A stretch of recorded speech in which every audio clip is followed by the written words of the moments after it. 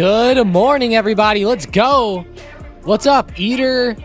We have Ariel, Sneaky, So You, Stuart, Kristen, AK, I like that name, Dev, TJ, Jason, Anthony. What is going on, guys? Sorry I'm late. The bell rang about 2 minutes ago, but let's go. Market's going crazy this morning. We're seeing SPY actually drop off a little bit. Apple had a downgrade along with Amazon. So we're seeing a couple of the bigger Mag 7 stocks fall off a bit this morning. Here's what Amazon's looking like so far. You can tell that they're pretty red.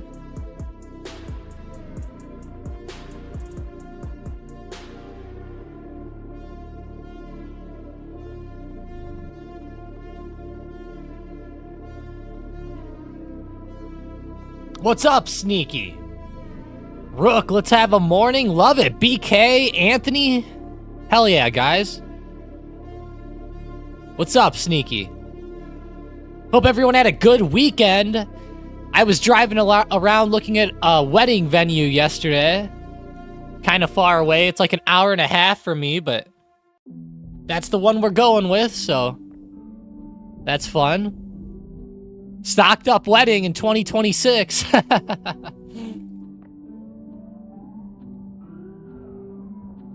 Played golf on Friday. Nice, Ariel. I played on Saturday. Yeah, Saturday. I hadn't played in a little while, though, so.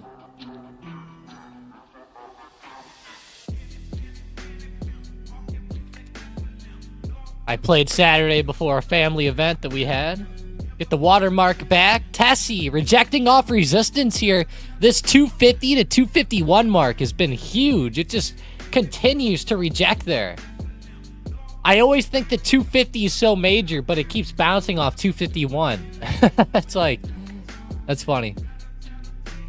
Yeah, it is wedding season, Mason. I don't know about you, but I know like 10 people who had to go to weddings over the past 2 weeks. It's pretty insane. Mike C, good morning, everyone. I'll be waiting for the wedding invitation. That'd be funny. There might be a couple going out to people in Stocked Up, but not to everyone, unfortunately. Good morning, Tom, and everyone, KO said. Hey, good morning. What does that mean? Mason, it was sloshed? What does that mean? Rain? Nvidia to the moon just broke 126. Oh, I was sloshed. I see. It means drunk AF. Oh, I gotcha. Now I get it. Sloshed. You darn kids and your words.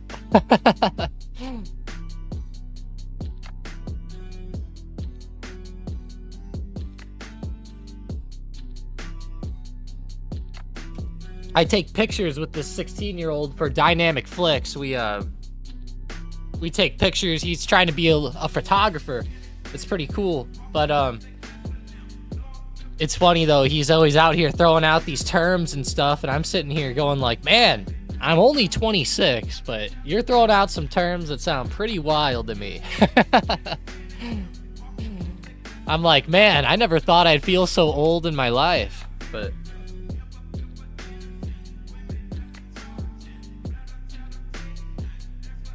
You see why SRRK mooned? Scholar Rock Holdings, what the? This is weird. SRRK? Positive trial treatment for spinal muscular atrophy. Or atrophy, I think. Spinal muscular atrophy. I don't know what that is, but positive trial for a treatment for that. So that's a good plus. It looks like Truist raised their price target to 36 from 20 as well on SRRK as this came out. I don't know. Interesting. It's called apitegromab. I don't know. This is it right here, this A word. Apitegromab. Very, very weird names on these drugs, guys, but nonetheless, they have a drug, and it had a positive trial. 263% on the day. That's pretty nuts. That's why sometimes the big money plays on pharmaceutical stocks can be interesting. Now, let's go look at SRRK, though. I want to check it on the background.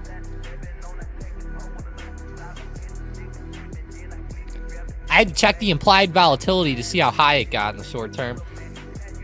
Sometimes whenever these stocks are expecting approvals and stuff, you'll see the IV like shoot up on the stock ahead of the event. In this case, it didn't really shoot up that much, but it was fairly high.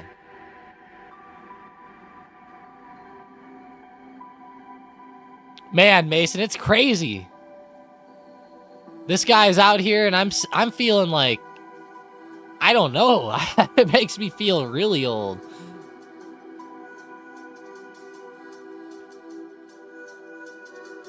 No problem, Jason. Ariel said the stream froze. What? The stream should not have froze today.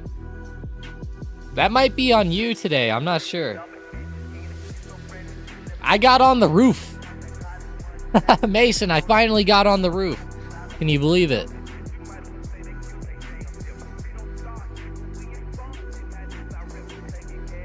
It was kind of scary up there.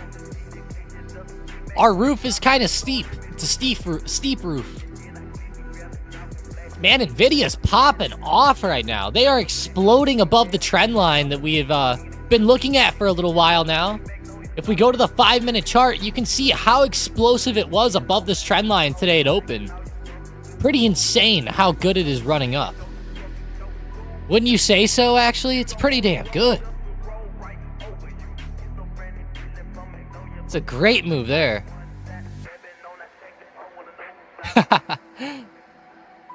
Yeah, my Starlink was blown over last week. I got up there and I put that thing back. I put it back. It was pretty funny. There's like a little box on my phone, and you have to turn this thing until it lights up in your box on the phone. It reminds me of, what's that game that Demir used to play a lot? Helldivers. That's what it is. Helldivers. It reminds me of that. You have to, like, turn it, the satellite, until it gets into the box, and then tighten it all up. The thing is, though, is that the plastic mounts that Elon gives you to mount these things kind of suck. I'm not gonna lie. The mount sucks. It's like all plastic mainly, and like when you're tightening it, you like can't tighten it past a certain point, but it doesn't necessarily feel super tight either. It's very weird. It's not a strength thing either. It's like there's like no strength problems, but there's issues. Like the thing that you grab to turn that like is very small and you can't grab it. And there's no spot to just wrench it. I was like, okay, well, let's just get some wrenches and wrench it on. Or screw it on with a screwdriver. It's like, nope. I'm like, why don't you just use like a screw to hold it in? I don't get it, but... QQQ resistance, 486, starting to hit it a little bit here this morning. Going to be watching that situation along with SPY running back up into resistance as well, around 573 and 572. 573 is like the high from Friday where SPY double topped. 572 is going to be like the intraday resistance I'm watching for today. Good morning, Darth. GDX is going down pretty decently. Wonder, is the big money still in? I'll have to go check. It always helps if you throw out the expirations and stuff, too.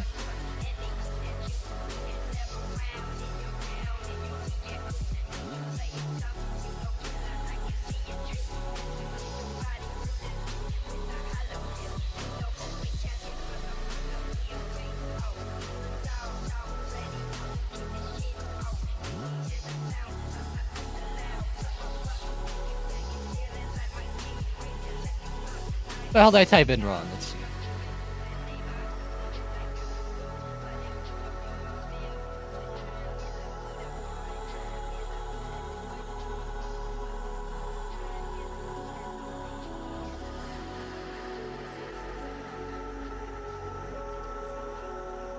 Ah, I see what I did wrong. There we go. Yeah, they're still in. Big money on GDX is still in. Of course. The open interest has actually grown even more. It went up another 10,000 contracts essentially came in since the big money did too. So very interesting there. Guess a lot of people swinging GDX up. This play was entered on September 13th. It's actually in the red, technically, right now.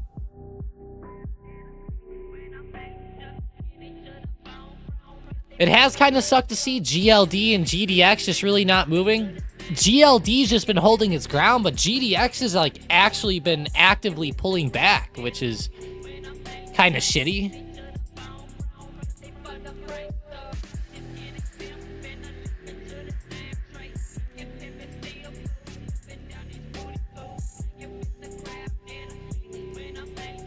I feel like I hear about this shitty news like every single day. Here's another piece of news that came out this morning. Chinese hackers breach AT&T Verizon networks in major wiretap data theft, putting U.S. national security at risk. Report. The hackers known as Salt Typhoon may have had access to these networks for months, posing a significant national security threat. The breach also extended to other sections of internet traffic. I mean, like, come on. I mean, how fucking... They're like, oh, yeah, by the way, these hackers have had access to all of your shit for like, months. Oh, yeah, no problem. You know, it's like... I feel like every week there's some fucking article about this. I know a lot of older... That probably freaks out a lot of older people, but... I don't know. I never really end up getting hacked or anything like that, but... Watch it be now, I'll be the one getting all the issues. Just don't click on no links in your email, guys. Be careful.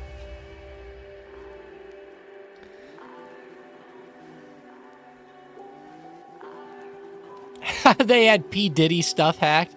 That's funny. That's what caused them to do all this stuff.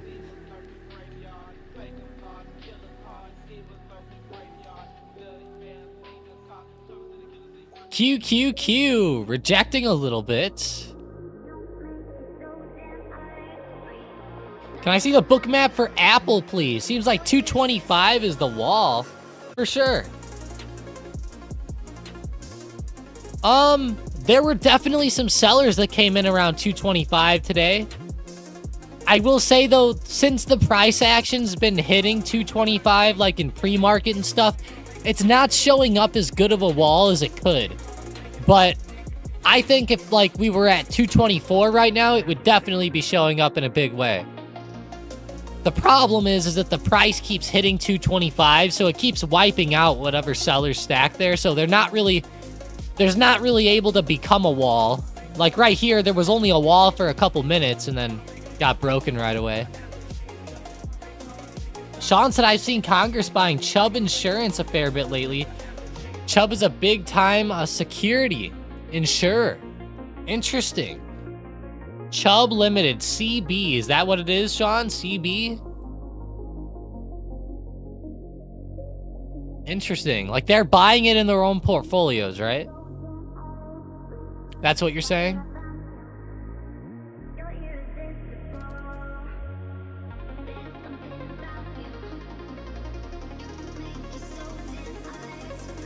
I'm gonna look at Zom on the book map real quick. Looks interesting today. I'm gonna look at resistance on Zom.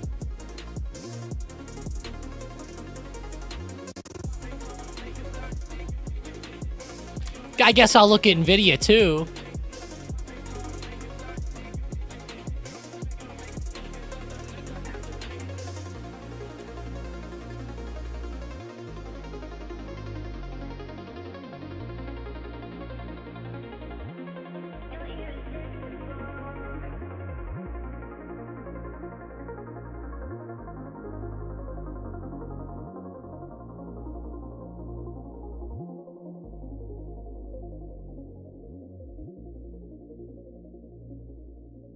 CB ticker. Okay, gotcha. Yep.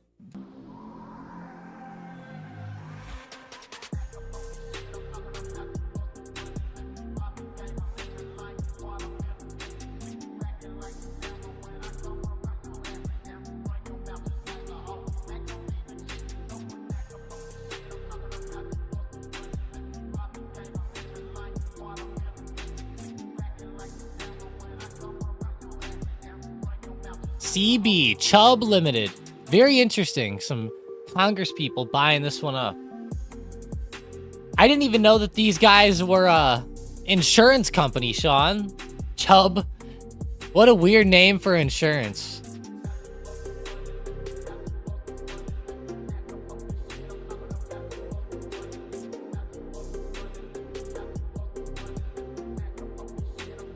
Good morning, Tangi. Hope you're having a good morning today. Nailing Jello. Hey, Tom, what would you recommend as a starting amount to invest to get a good value out of the trading floor? I've got a limited budget and want to dip my toes in before I throw my life savings in. I would say, you know, it all depends on your position sizing, Nailing. You know, like, you shouldn't be entering the trading floor with, like, let's say a $5,000 account, putting like $2,000 on each position. You know, that's not really a good thing to do. If you're like, I would say, Nailing, ideally you would want to have like a $5,000 account with like I don't know, taking position sizes of like 500 with maybe like stop losses at like 30% of your 500 or 20% of your 500 or something. That would probably be the best way to go. It's probably a little bit too high on the risk, but it wouldn't be bad. I bought Chubb's insurance. They have insurance for hole-in-ones. What? Do they really, Carlo? Weren't we just talking about that like a week or two ago? Pretty sure we were just talking about that. Some hole-in-one insurance.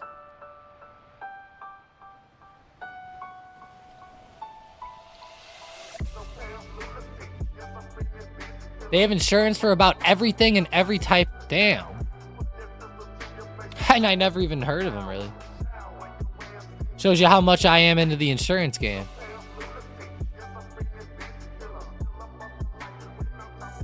Hood has a lot of resistance at $25. 159,000 shares there at 25.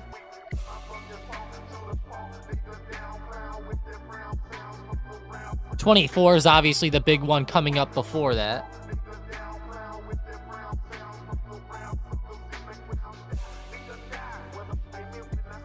Oh, that's right, Mason. Yeah, it was like something in Japan. Yeah, they have to buy the whole family shit if they hit a hole-in-one. It's pretty nuts.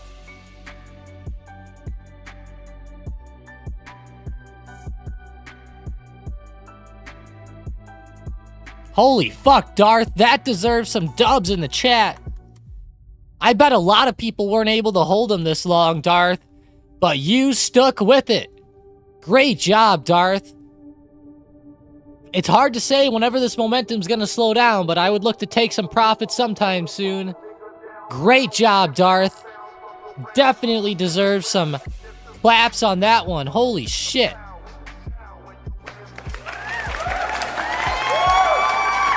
Multiple 1,000 percenters. Gotta love it. Norbert says cussing. Oh yeah, we cuss around here, Norbert. Sorry about that. I would just stick to the nightly videos if you don't like the cussing. Oh, the kids are around? Damn. W, that's insane, Sneaky said. Hell yeah. Darth said, I bought 10 calls on FXI at $33 and have been scaling out as I go. 10 calls on FXI at 33. 10 calls on FXI at 33. Were the calls at 33 or did you buy it at 33? I'm curious, Darth. Wow. Still have 2 left? Hell yeah. James says headphones. Yeah, I try not to do it a lot, Norbert, but it does come out with some excitement here on the morning streams.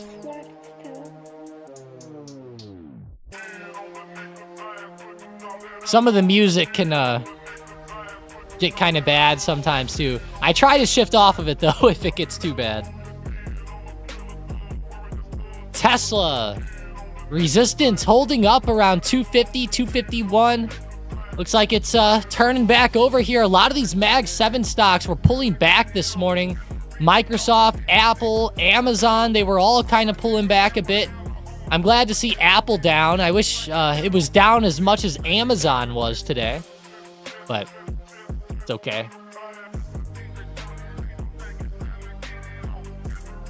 Tangi's a bad influence. Yeah.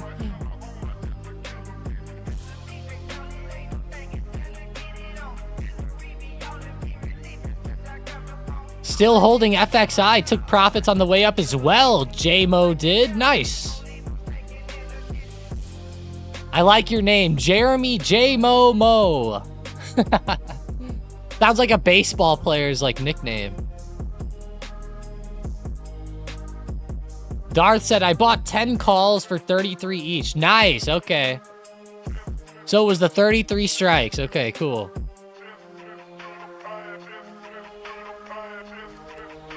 That's pretty awesome.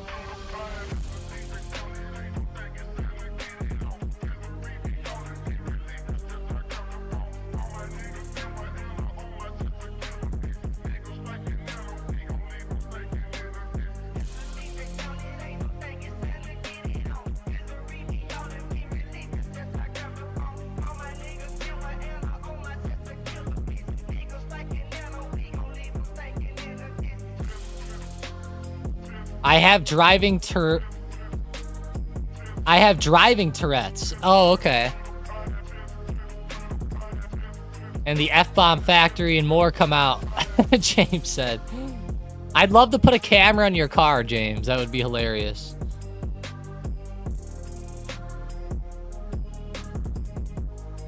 I'd put Tom up pretty high for someone you'd want to learn from. I love that, Sean. I'll teach him good. No, I'm kidding. I'm waiting for the big money plays to get out of PDD before I get out, Darth said. I get that, Darth. Just realize that sometimes, even when the big money plays are winning, sometimes they just end up holding it forever. It's weird. Like, they'll hold it all the way to expiration. Like, they might just be okay grabbing the 105 strike calls, you know, exercising them. So I think at some point it'll be okay to get out, but we'll have to figure out what that point is, Darth. Just watch out. They might hold it all the way till EXP. I see, out of all the big... See, I actually track all of the big money plays. I don't know if you guys knew that. Oh, no, sorry. I track all the theta plays. Sorry. Track all the theta plays. But the big money plays... We're going to start trying to keep more advanced stats on those as time goes forward. Sorry, I meant the theta plays I track, and usually they end up pretty damn good.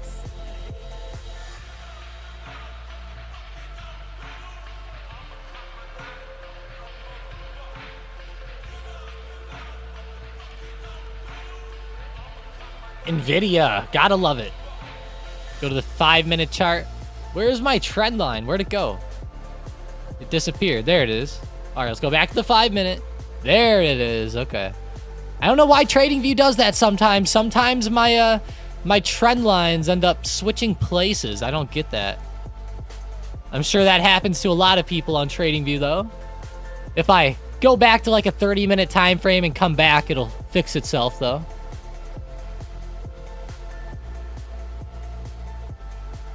Yeah, Sean. Yeah, it's just hard to track them because there's so many. And it's, you know what I mean? Like, the expirations are so outlandish as well that it makes it a little bit difficult, but we're working towards like a system that'll be able to where we'll be able to track those a little bit easier.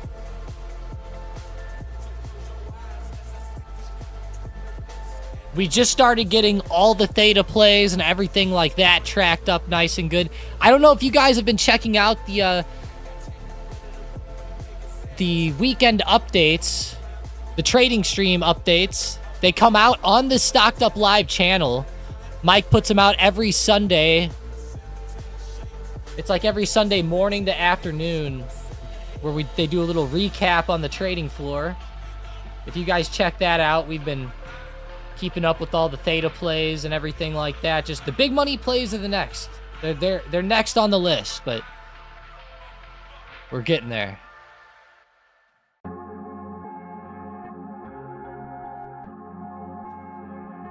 Nailing says just make a giant Excel sheet. Well, that's kind of what goes on, Nailing, you know, at the end of the day.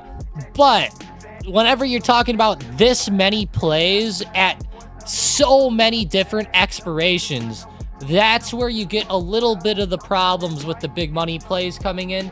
But there's going to be a lot more being tracked from, like, let's say, like, the first of the year onwards. And we're also trying to automate it as much as possible, where, you know, you got to code some stuff in and try to get the language from Discord to connect with the Excel sheets and try to pick up, like, what the bots throw out. And it's not super duper easy. It's not super hard either, but there's, like, a lot of snags along the way with, you know, trying to track each option as it goes forward. And it's not as simple as what you make it seem, but it is. Sean said, I was putting the BMP tickers in a watch list, but yeah, it gets complicated quick. Yeah, especially when you're trying to code stuff in to work together. That's where it gets way more complicated, but it'll at least be tracked on a sheet with some decent stats.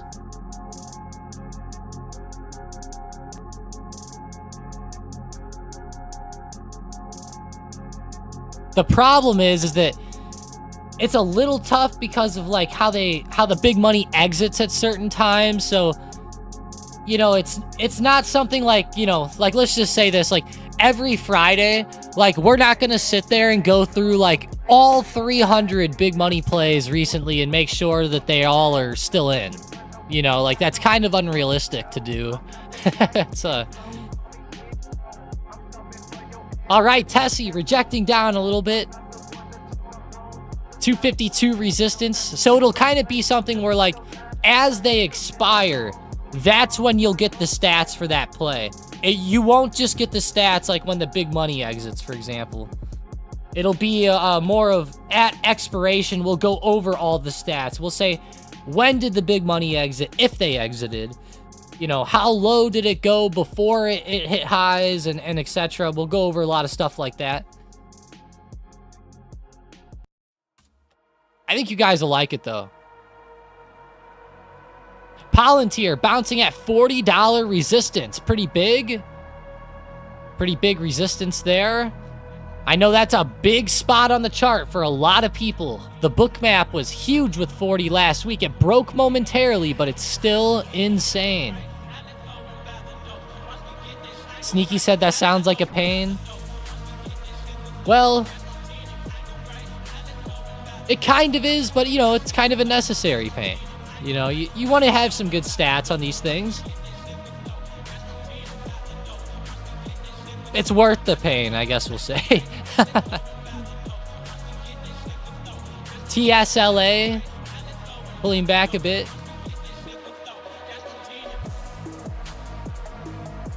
Hims. Somebody asked me about Hims in the Discord. Holy shit. It's up 12% here, Hims. That's a good break. Look at the daily there. Broke out of the recent range. Wow.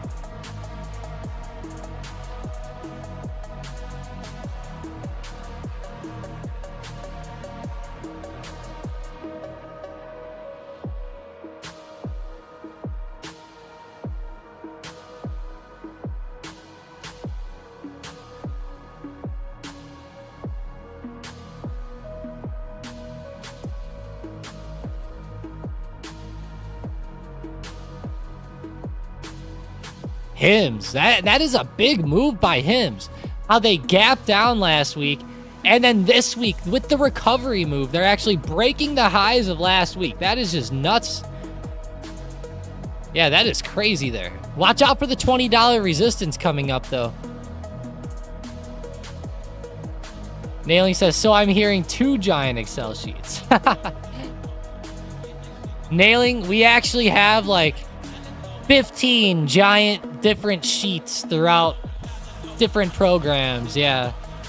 There's a lot out there, Nailing. That's why it's not as simple just to add it in.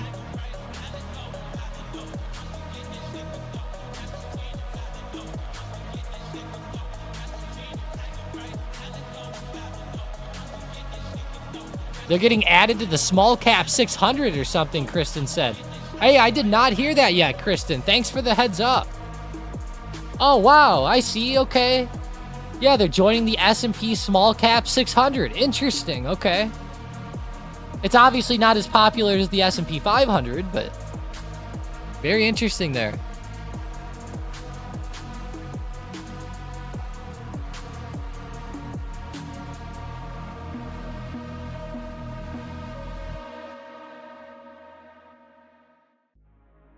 How can I check if the big money is still in? Yeah, Aaron. Just be careful here on the channel, Aaron. A lot of people call BM the book map. They'll normally reference big money as in like BMP for like big money play, but I understood what you meant. So the way that they check it here, I'll show you how they do it. Let me detach this really quick. Let's detach you. Let's put you over on the screen so they can see it. All right, let's go back to our chart. Okay.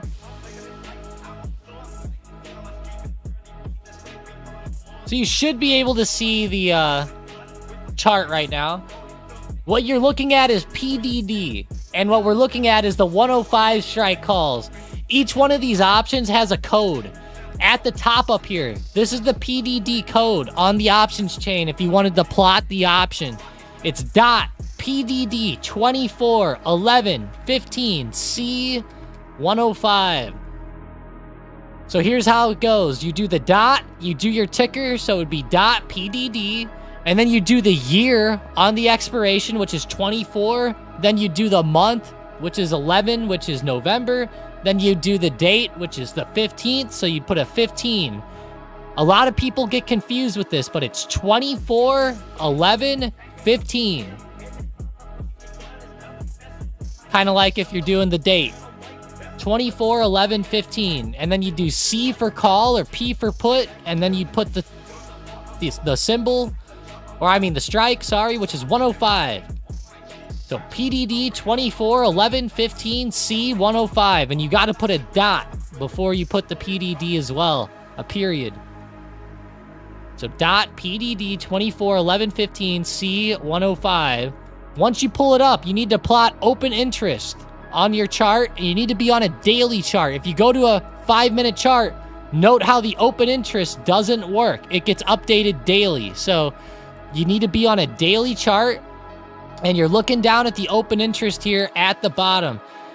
If the big money's still in, you're going to see the open interest hold high like it did the day after the big money entered. So like right now, it's super high. If this open interest started to dip, let's say under the 10,000 mark, you would start to know that they're exiting. Or if they exit all at once, you'll see this drop down a ton, down to like the 3,000 mark or something. And you know, you'll know that they exited the position based on how much that open interest drops. Now, like I said, open interest is updated daily. So, like, if they exited PDD today, you actually would not know until tomorrow, whenever the open interest updates. And then you would know.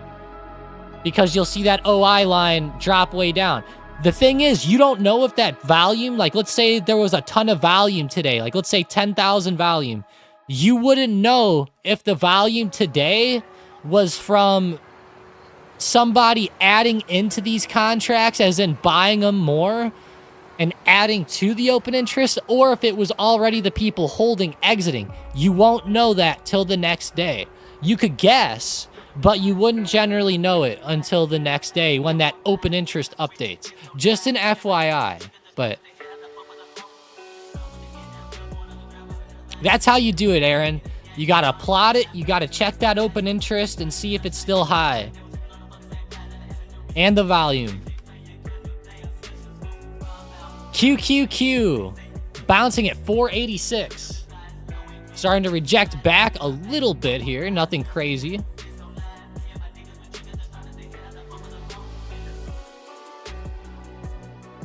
Kirsten said, when I saw that, I was like, damn, Theta Gang would be stoked. On hymns.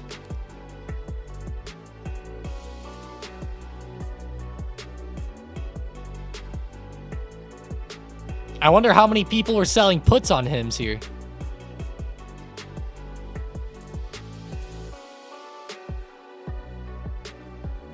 There was a Theta play from hymns back on September 18th.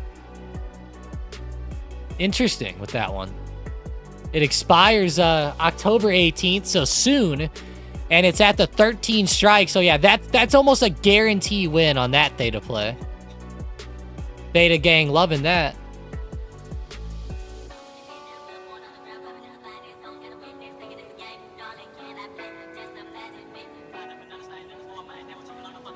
OSS is hot. I haven't looked at OSS in a long time. One-stop systems, it actually is pretty good. Looking at the daily, starting to point up in a great way. I would not be surprised to see continuations. Maybe not today, but over the next couple days on this run-up. It's pretty good. The good base is forming around that $2 to $2.10 support. Yeah, holding very, very well.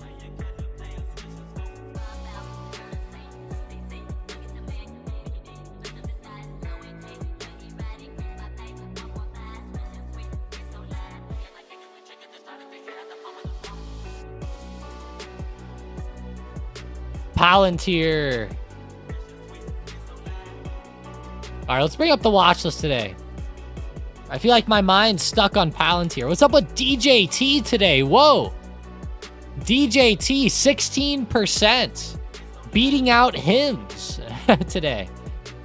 What's the news here? I gotta see this. DJT. Elon Musk shows up to a Trump rally. No way.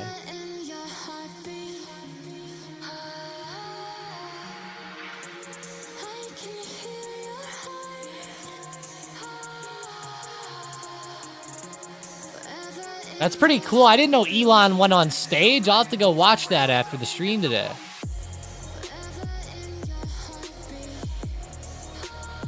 Interesting.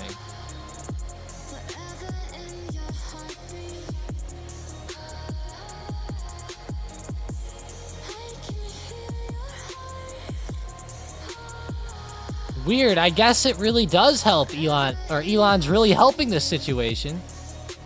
I mean, it's weird though that it's popping up and they're claiming that this is why, but it could be.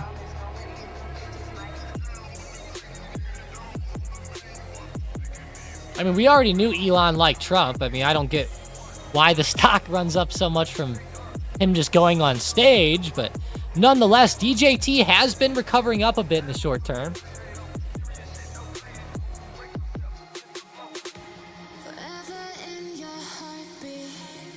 Elon looked like such a weirdo, Jason said. Trump hates electric cars. Yeah, he's not a big fan. Elon definitely has his moments where he gets pretty strange, Jason. Definitely. At least he's trying. I like some of the innovative stuff, you know. Shoots himself in the foot sometimes on Twitter, but so does Trump, Jason said. Yeah, not like Elon though. I don't know.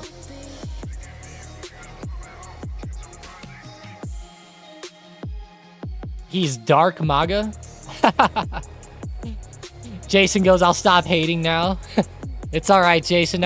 You went pretty light on the hate, so I'll accept it for what it is. You know what we're gonna say to that, Jason? Brother,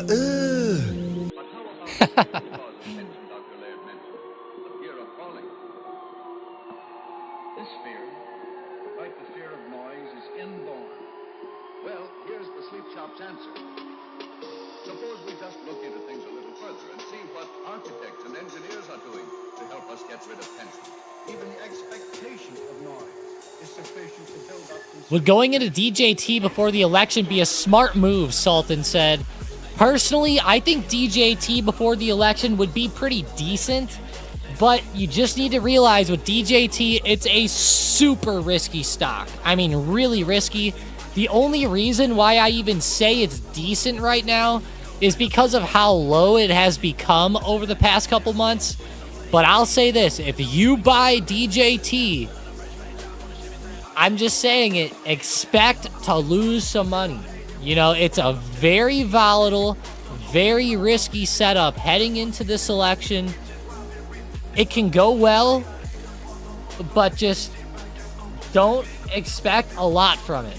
You know, it could easily, like with the volatility alone, within 2 days, it could easily be right back to recent lows, you know, back to like $12, which would put you down 40% on shares. That's not even options, that's shares. So just realize if you do play DJT, it's going to be extremely risky. I think if you buy it now and you just hold it through, like up into the election until you see a good pop, maybe get out quickly, something like that, might not be bad, but just, I don't know, it's tough for me. Very tough one. I would say too risky. But there is that election catalyst, which is the only reason why I think there's any shot for it. The volatility of the stock reflects the volatility of the man. That's funny, Sultan. Yeah, they are pretty volatile, aren't they? Yeah. I'll be real with you, Sultan. You know, and I'm just being honest. I'm sure everybody out here kind of honestly thinks the same thing, is that, you know, I don't know. Personally, it's gotten a little crazy on the Democrat side this time. You know, we had Joe Biden. Then we get Kamala, who nobody even voted for. She would have lost a primary if she was in a primary. So it's like, I don't know. I feel like a lot of people feel cheated this time. I'd feel cheated too. It's kind of like 2016, you know? They cheated Bernie out of the election back in 2016 as well. Bernie would have won, but Hillary got all the super delegates, which are all their controlled delegates that they all just, you know, they pretty much just decide who they want. You know, there's not real voting there. With the way the system goes with those super delegates and stuff, it doesn't work quite right. I feel like a lot of people feel cheated this time, but I feel like 2016 was pretty rough with that.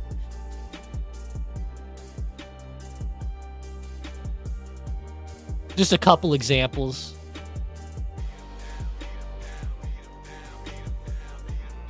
If they switch that up, I think it would make people feel a little better. I'm not saying it's bad or good. Maybe there's some good stuff to it. I'm just saying, you know, I feel like a little bit of people feel cheated on that. But Tesla rejecting a little bit around 250, 251.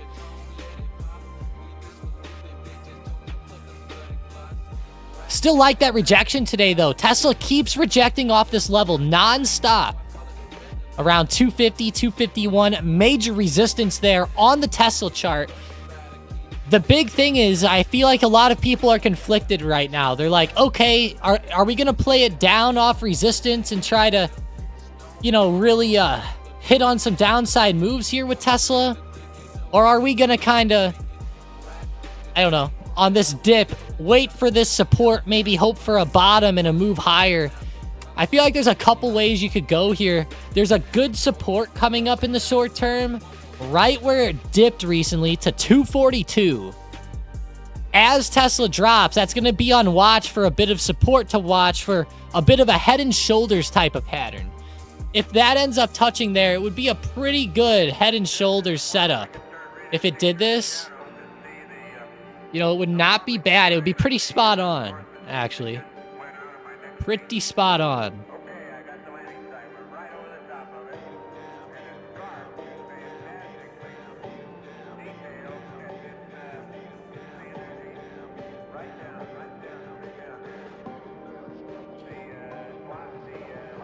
Wait, but it's on that support right now, Demir said.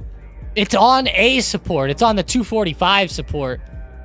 I'm watching it a little lower, down to these lower ranges. But 245, definitely big though, Demir. Definitely a big support as well. But I just mean if we get below here. And judging kind of how Tesla's been rejecting, like, in this range that I'm drawing. Like, I'm going to mark the bottom and upper ends of this range. It's kind of stuck between these two lines. And that's kind of... Now I'm looking for a test of the lower area. What's going on with the SPY, Miguel said. SPY, yeah, it sold off a little bit this morning. I think SPY's rejecting a little off that 573 resistance, and I think it actually just formed a lower high. I didn't want to misspeak there. A lower high, yes. Right here is where this lower high has been formed. Let's actually see how this would look if we started lining up some trend lines here. Ooh, pretty spot on with the trend lines with the SPY as well. I'm going to actually delete some lines on the SPY so that I can hopefully have a better looking chart. But I don't want to delete any good lines, but...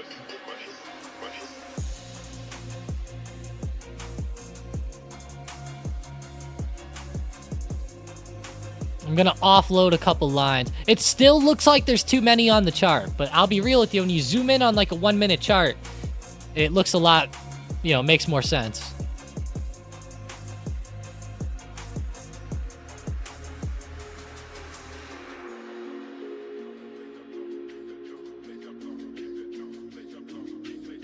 I'm trying to get my chart to look really good here. Just give me 1 sec. I'm going to take a screenshot of this resistance. Maybe I'll change this line to red. Make it thick. I don't know. I don't love the way that looks. How about purple? Purple. Yellow. None of these colors stand out really well. Besides blue. But it's hard to see it. All right. I guess we're just going to clean up the SPY chart today. That's the only way to fix it. Goodbye, lines. I'll miss you.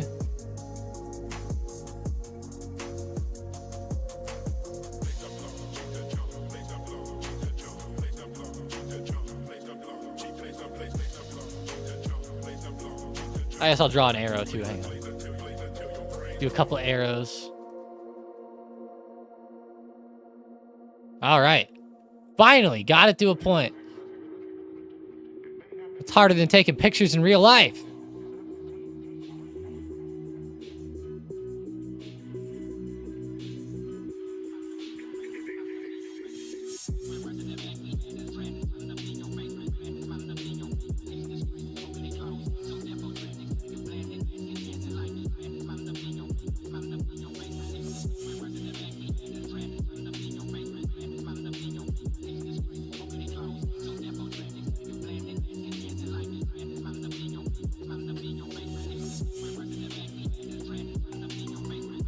Yeah, it's pretty awesome. Love the setup though, SPY. Be watching these resistances close. Like if it fails to break 573, just don't become bullish. You know, if we end up breaking this 573 resistance, maybe look to, you know, get a little bullish in the short term. But until it breaks, I'm not becoming bullish at all. Not till that breaks in the short term. How's Apple today? Still consolidating a lot down here. It'd be nicer to see it down at that 233.50 area, but damn, that support keeps holding up on Apple. Kristen says chicken butt. Guess what? I like it. I like it, Kristen. That's funny. What's up, Demir? What you got for us? Demir said pink. China stocks slide. Looking good for a dip buy. It's only one day. I wouldn't dip buy him yet. Personally, I'm waiting for more of a pullback. If we look at BABA, though, it's getting perfectly up to the daily resistances. I mean, it's getting pretty perfect here. I'm waiting for more of a dip. Personally, I don't count today's move as like a real dip. I don't count that as a dip. Like, I want to see a daily chart move where, like, BABA pulls back like 10% or something. That's what I want to see. Like a real pullback, a real dip. I guess if you're looking for like a quick intraday opportunity on a dip, it might not be bad, but I don't know. I don't love, like, after the market opens and a stock slides off like that, I don't generally like buying it up after it slides that way, but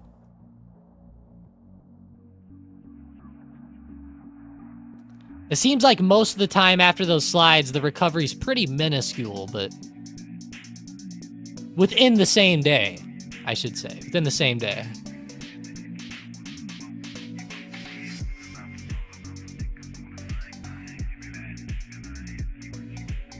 Do the magenta colored lines.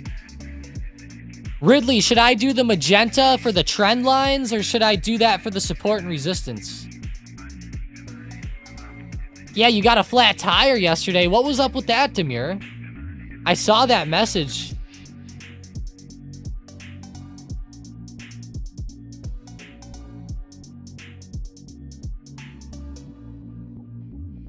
Flat tires suck. I actually carry around an air compressor in my car to air up my tires because they go flat so much, Demir.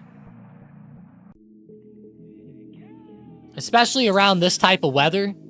My God, the pressure change causes it to be crazy. JD bounce looks weak.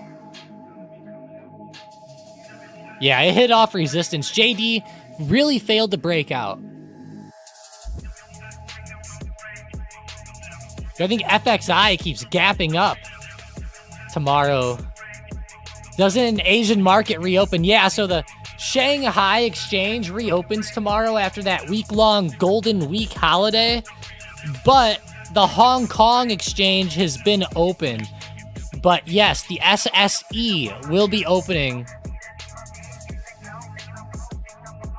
I think it's called the Hang Seng Index.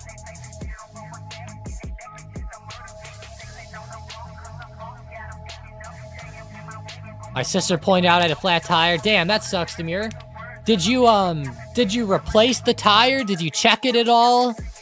Did you do the old water and soap test on it? Psycho says NVIDIA bookmap, NVDA. Here it is on the date on the normal chart, kind of coming up off that dip we were talking about earlier. Started to break out of that trend line, which I thought was interesting with NVIDIA. Hang on, I gotta find it up here at the top. It's somewhere up here. Where are you? Where'd you go, NVIDIA? There you are. I got too many tickers open on the book map. 127 resistance on the book map, pretty big. I'm guessing 128, 130 are the most major. 130 has 2.5 million shares stacked up there. Damn. 130. This song was interesting. It had like Scarface going. You replaced the tire with the spare. Do you have like a full-size spare tire, Demir? Or are you on like a skinny spare till you get your other tire fixed?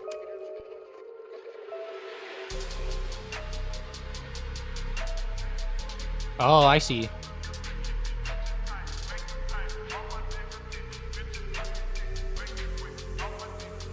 Yeah, see how much it is, Demir, for a patch?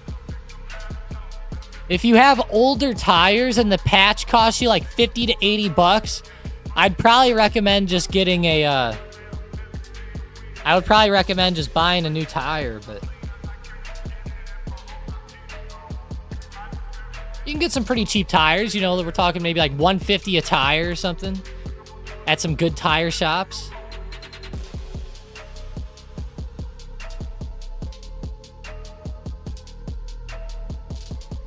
Maybe even cheaper.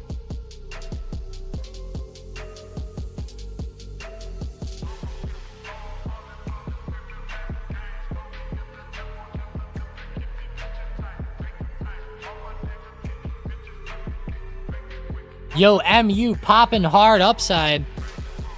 MU? You're lying. This is not popping hard. It's recovering up off the dip decently well, though, Rick. TGT, yuck. Yeah, Target is kind of pulling back.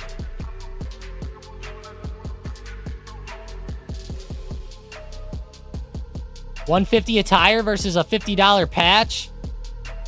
Well, the whole point is, Demir, is, you know, then you're getting a new tire with new tread. I don't know how old your tires are, but like, let's say your tires are like 60% worn or more. You may as well just get a new one, or some new ones, we'll say.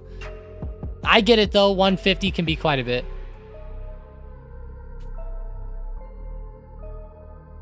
I'm a big tire guy. I don't know. Man, I'm too much into the sports cars and stuff, you know. I'm thinking about the tires too much, probably. I'm a big believer in keeping good tires. I had to have a tire replaced under warranty, like, so you know, you pay, I got a new set of tires on my car like a year ago on my daily driver, and it was like 1,400 bucks for the whole set. You know, it was pretty expensive tires. They weren't cheap, you know, especially with install and mount and balance and all that, what is it, alignment and all that crap, you know. So, but it was nice because I got some warranties with those new tires, and the tires, I hit a pothole and the thing popped, and they replaced it for like 20 bucks or something. It was pretty cool.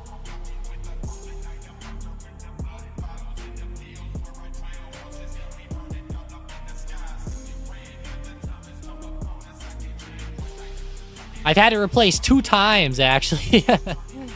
Once was from a nail where it ruined it. It was, like, unrepairable, apparently. And then another one was from the pothole. So I've had it done twice under the warranty, actually.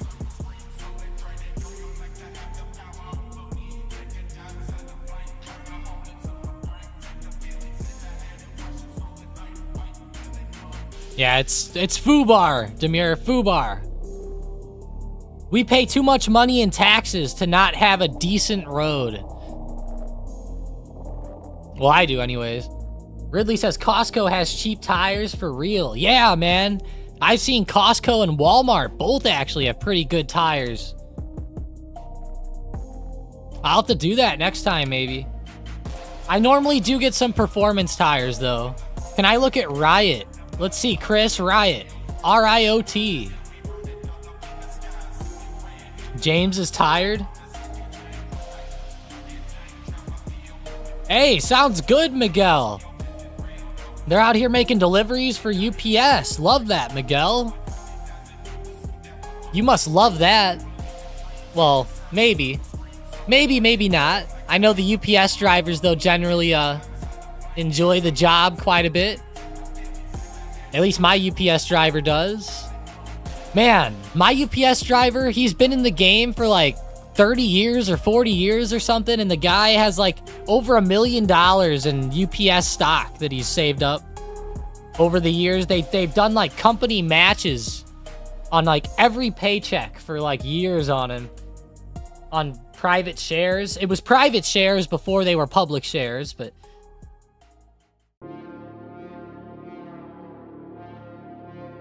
You down for some armor this week? Yeah, I'm down, Demure. I'm down as long as I can find some openings. I think we're pretty good. Let me check my calendar. Oh, yeah, we're actually pretty good this week, Demure. Oh, yeah. Next week, though, it's probably a no-go. But this week, we're all good.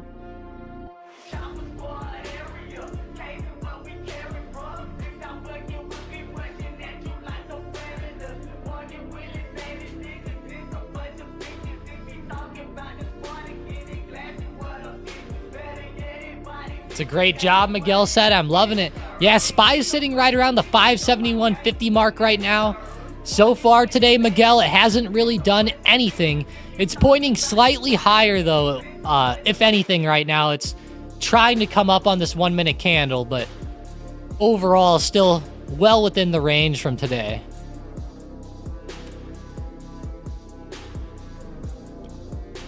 Ridley says, GE has been ripping to the upside the past few weeks, finally pulling back. GE. Are you talking about GE Aerospace?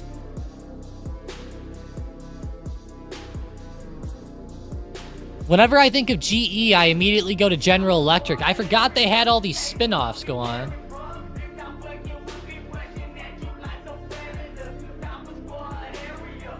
Yeah, Ridley, you know what?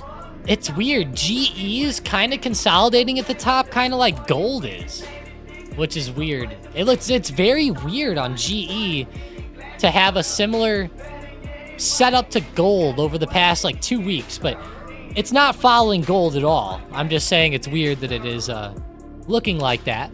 But nonetheless, it's been consolidating for like 2 weeks. I wouldn't necessarily call this a pullback yet. As of now, it's just consolidating. It could easily keep going. I think it could easily keep going.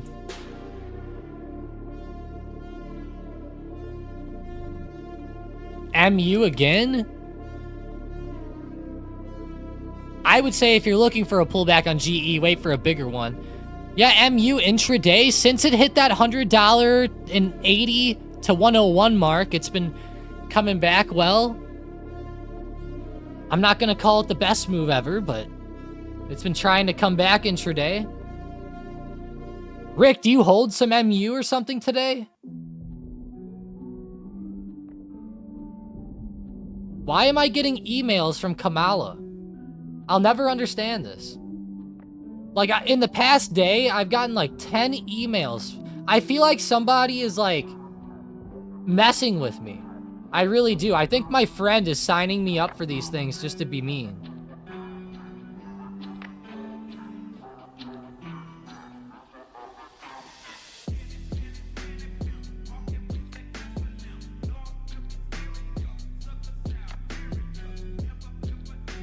Like, I don't even get any Trump ones anymore. It's literally just all Kamala. Like, how did this happen? The Trump ones go to my spam, which is weird. And the Kamala ones don't go to my spam. Only the Trump ones go to my spam, which is kind of weird. I don't know what to think about that.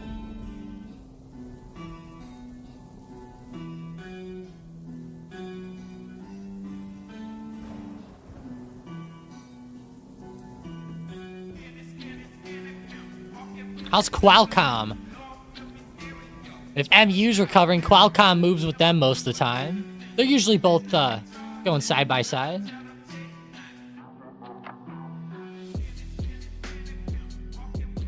Yeah, I guess so, Demure. Yeah, my friends are... they're awesome. I'm gonna go sign this guy up for some GOAT websites. My buddy who does this... We got into a war with each other, Demure. We got into a war with each other, me and my one friend. And keep in mind, guys, this is all me and my friend's private emails. You know, it's not like we're going with like anything affiliated with StockedUp or anything like that for this, you know. But we got into a war with each other where I signed him up. Or he signed me up for something weird, and then ever since he did that, it's just been a war back and forth. He sells goats, So I started signing him up for all these weird GOAT websites because he signed me up for like Joe Biden last time. This has been ongoing though with him for like 7 years, so it's an ongoing game here. But Palantir right around the 40 resistance, man. Still just not getting anything going today. We're gonna be pulling up the SM bot. SMCI is all over the bot right now. I mean, all over it. SMCI, it makes sense. It's up 10%. Holy shit. I looked at it, I swear, like 20 minutes ago, and it was only up 5%. Holy SMCI. But whenever you go to the daily chart, it doesn't really look like it's that good for SMCI. You know, it's been falling off so much that it doesn't even seem like that good of a move here back up, but it is on an intraday standpoint, though.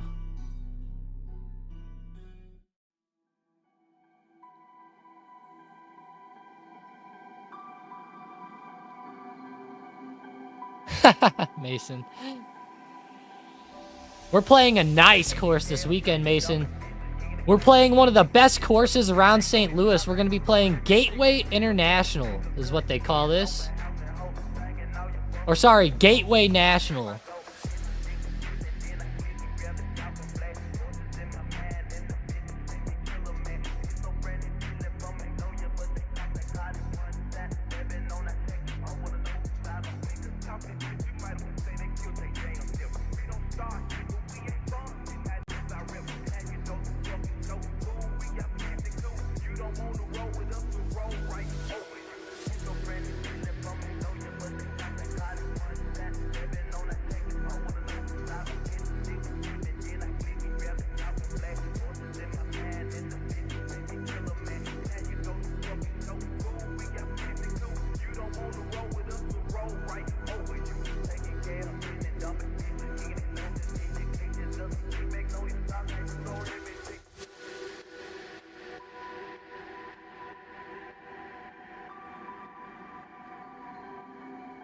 Gateway International. I love that gatekeeper. That's funny.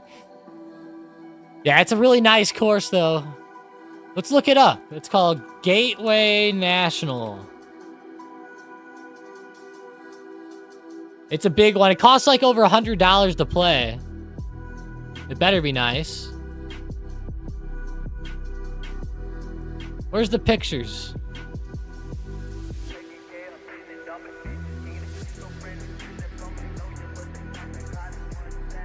Architect? What's this? I want to become an architect here, yes. It's funny how they don't have any pictures. I guess they're kind of coming up here. It's a pretty nice course.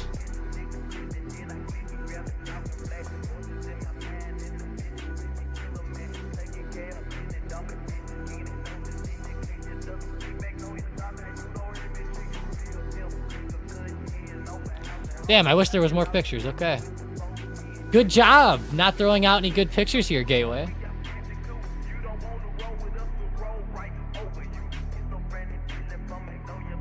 Here's what it looks like from overhead. It's pretty. Here we go. Yeah. It's a low quality picture, but you can tell it would look nice. There's actually a nice racetrack right around there as well. Pretty dope.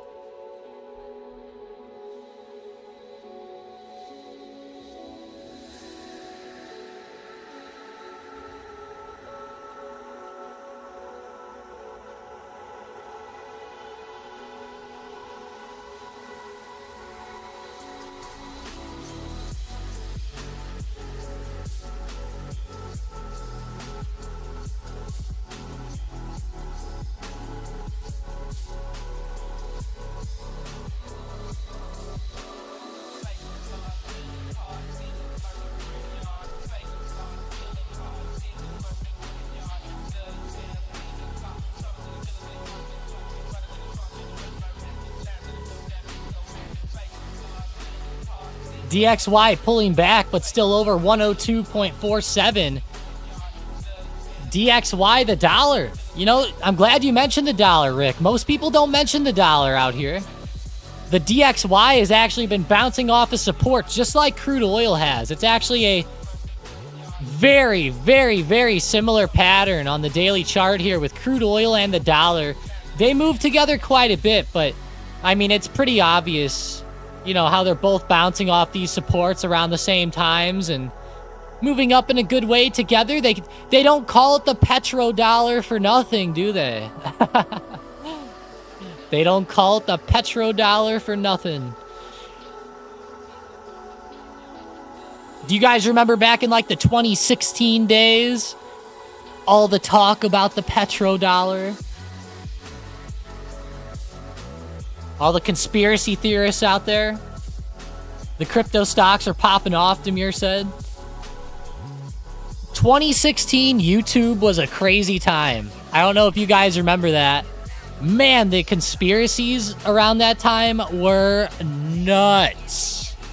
Maybe they are now, but holy shit. I mean, I remember in 2016 watching videos, people were like, Obama's gonna take over and do a third term, and people would be seeing like Walmarts being renovated, and then they're turning Walmarts into FEMA camps to house everybody and all this crap, and it was like, holy shit, how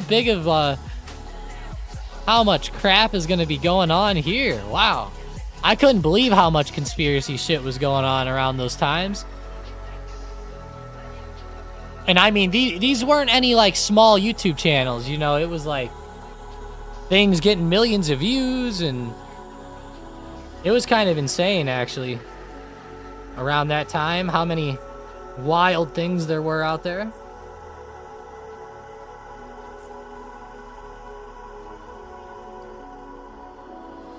Nailing said conspiracy stopped being fun when the real world got too crazy for them.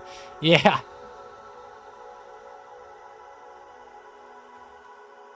Demir says Alex Jones, etc., etc. Yeah. I'm not really going to say it's necessarily Alex Jones, Demir.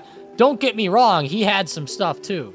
But a lot of the stuff I heard were from like different YouTube channels and like different stuff like that, but he was kind of one of them, yes. But I think even the other ones were crazier.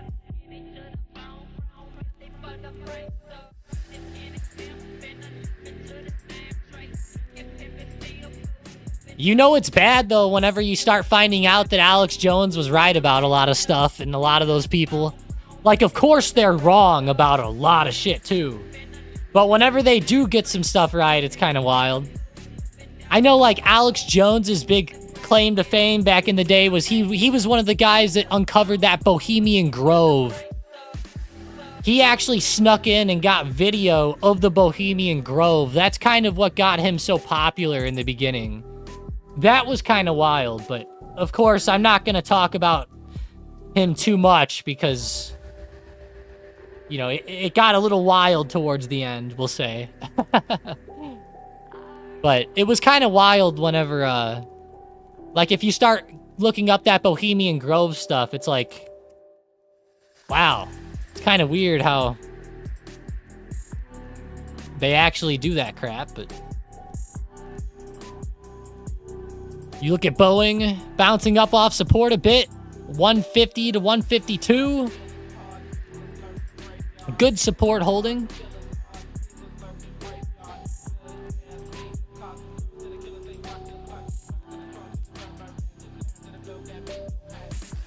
Sultan, that is insane. And, you know, there's actually tax documents, like the Bohemian Grove actually actively, like, keeps the property updated, and they have people working there under NDAs, and they actually file taxes. Like, it's like you can find the tax documents for this stuff, and it's like real stuff. It's pretty wild, man.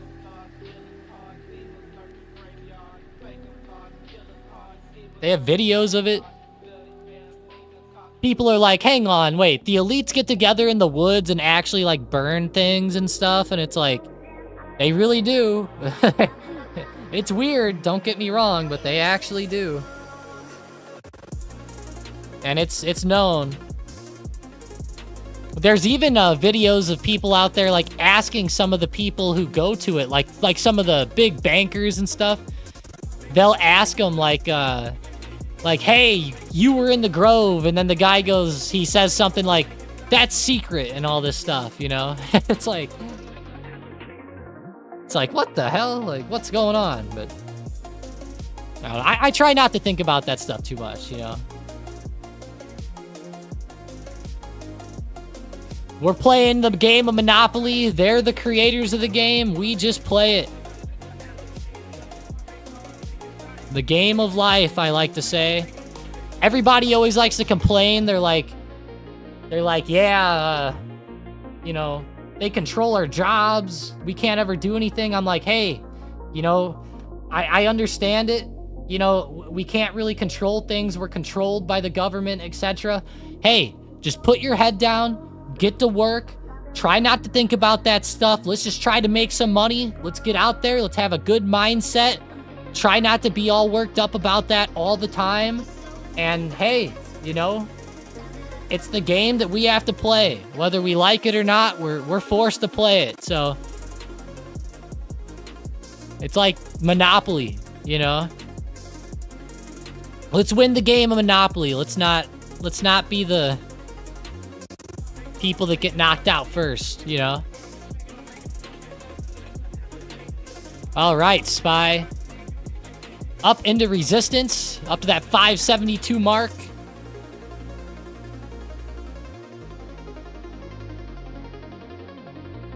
Mason said rich people are weird.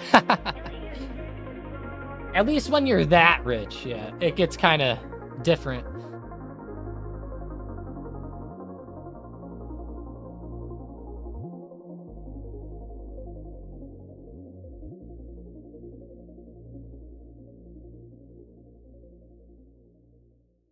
Whoa.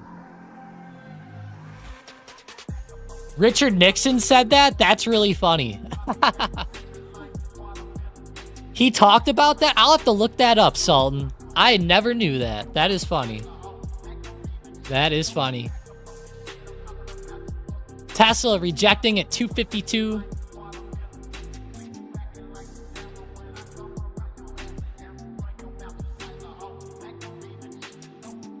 Citigroup. How are the banks today? Gonna be watching the banks close.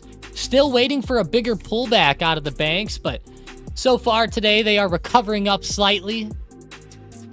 Over the next couple days, like on JP Morgan, they're back at the big resistance around 213. It's going to be important to, number one, watch this resistance, but number two, watch the next one around 216. There's been multiple rejections around 216, and if we see a 216 rejection, it'll set up perfectly for a head and shoulders pattern, like near perfectly. So just be ready for that 216 hit over the next few days.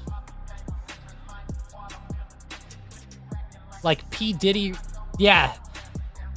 Now that's where the conspiracies with the Grove get a little crazy, Nailing. You know, they start getting into stuff like that, and there's a bunch of other conspiracies about what they do there as well. But at least we know it happens. I'm not sure what they do, but at least we know that there is one. Let's get off that topic, though. I think we should get off there. There's, you know, I know a lot of people just don't like talking about that.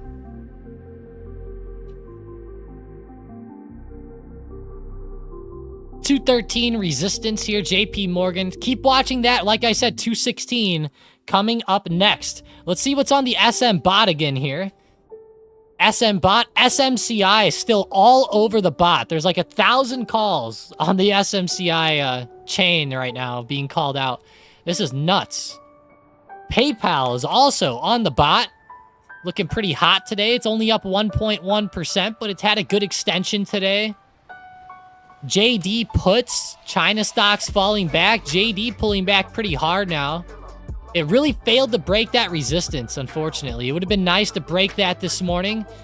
Disney puts are on the bot. interesting with Disney. It'd be cool to see Disney get back to like that $90 support, maybe test the lower end of the range again. I'll probably be a buyer if it tests down there again, but adding in more shares, why not? I like holding Disney for the long term. I know a lot of people, you know, have been turned off to Disney over the past year to 2 years, but I still believe in them. And hey, I have a daughter, right? How could I not like Disney? No, I'm joking. It all comes down to money, but I like the risk-reward ratio.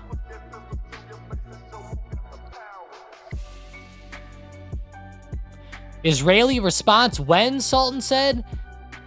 Today is October 7th anniversary. That's what I was thinking, Sultan. I thought maybe they would respond today because of that. Also, the FBI put out a warning for today, Sultan. They're warning, like, of just extremist stuff potentially happening. Like, for example, they're looking at, like, a lot of, let's say that there's a lot of pro-Israel marches. You know, they're maybe worried about, like, an extremist, like, maybe doing something to the people at the marches, or if there's a pro-Palestine march or Hamas march or something, maybe someone doing something to that one. You know, I heard some stuff like that, too. So, just be aware today. A little bit freaky, but...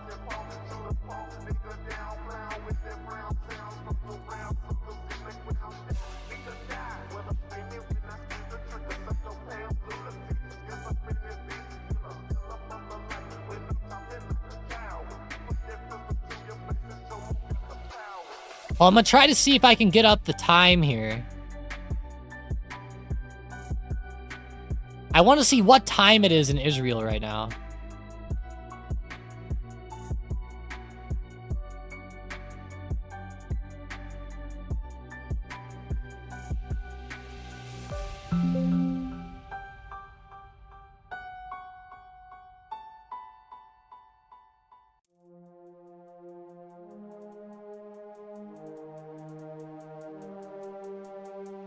So it's getting towards the nighttime of October 7th in Israel. It's 5:54 p.m. right now.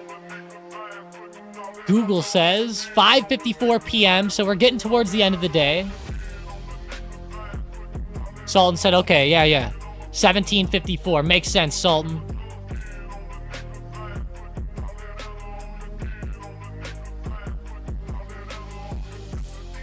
Nailing said, I feel like having kids make you hate Disney. You can only watch the same movie so many times before it drives you crazy. Yeah, I feel that, Nailing. I will say, though, on Disney Plus, there are so many movies that, I don't know, I generally just turn them on for the baby, and I just watch videos on my phone. And my daughter just watches them on the TV, so... I'll be real with you, I don't really watch them. I do watch Cars and the airplane ones, though. Those ones are kind of cool.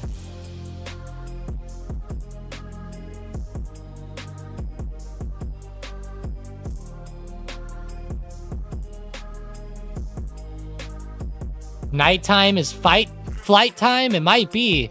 I'm worried about that. It could be, you know, as night falls, they start to do something. I don't know.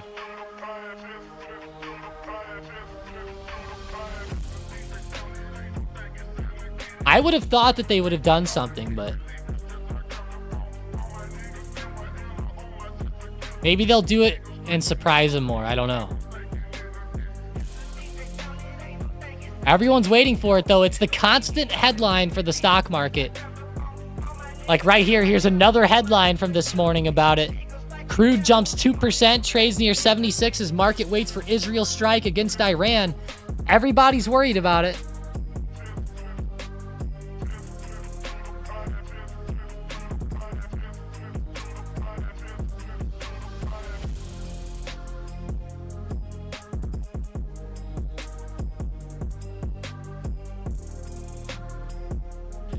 My little sister was obsessed with Tangled on DVD. I'm talking constantly, every day on repeat, Nailing said. Oh, no. Man, Nailing, yeah, I would never want to watch Tangled again. I would tell you that.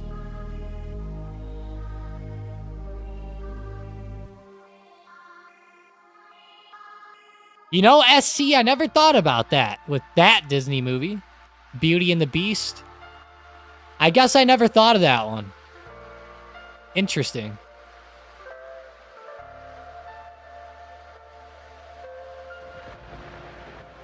Today is dividend day for MU. Do they even pay any good dividends? I feel like MU pays like no dividends. Am I right? Let's see. MU. Let's see the percentage here. They pay 0.49%. Yeah, it's like nothing for them. But it is dividend day, I guess. But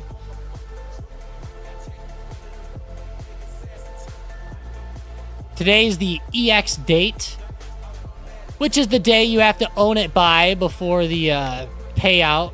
Or you have to own it by this date to get the payout, we'll say.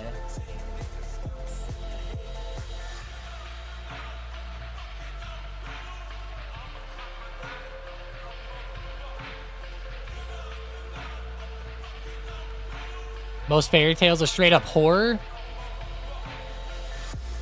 You know, as a little kid, Beauty and the Beast did scare me sometimes. I'll be real with you.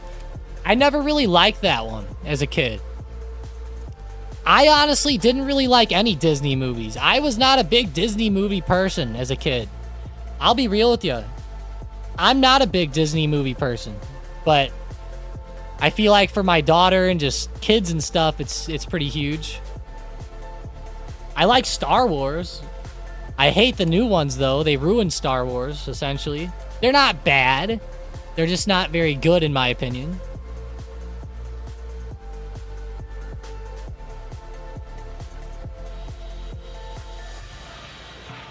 Let's go see Tilray. CGC, no movement out of the MJs today, sadly. Yeah, China stocks are getting clapped today. JD, wow, another big extension. Down even further from 46, now under 45. Wow, the 5-minute candle's getting pretty big. They actually just filled the gap from the other day. The Iron Giant. I haven't seen that in a long time, Nailing. I need to watch that. Is that on Disney? The Iron Giant. You know, as a kid, that one used to kind of freak me out as well. I used to kind of be freaked out by that one a little bit. But I need to check that one out. I feel like I'd like that one now. I'm a little older.